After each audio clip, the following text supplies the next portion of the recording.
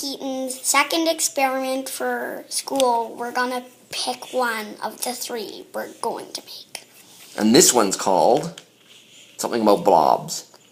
Blobs in a bottle. Blobs in a bottle. So what we've done so far is we put some water in the container, and then we layered some Vegetable oil on top, and then we put in about 9 drops of food coloring that are a little hard to see, but I'm going to bring it over closer, and the food coloring is all gathering at the bottom there, close to the water.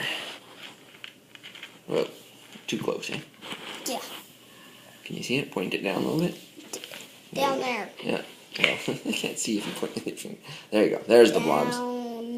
Right there. Right there's the blobs of food coloring. Now, in order to make the lava lamp, what we're going to do is Keaton, the scientist, is going to drop some Alka-Seltzer tablets into the oil. It'll drop through, go into the water, start to bubble, and the bubbling should cause the food coloring bubbles to break up, and the food coloring will get into the air bubbles that the Alka-Seltzer tablet makes, and we'll have a little lava lamp. Yeah. All right, go ahead, Scientist Keaton.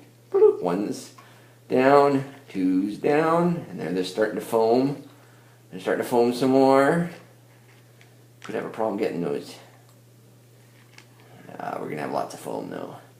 Oh, there's a good one. There we go. That'll break it up. Nice. And there they go. I can see the little lava bubbles going with the food coloring in them. Awesome. Are you getting this, cameraman? Yep. And there we have blobs in a bottle, or a purple lava lamp. I guess we used purple instead of red. Yes. Purple's good too. Second science experiment. Thumbs up. Thumbs up all around.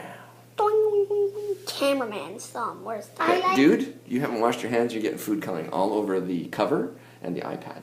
Turn it around. Oh.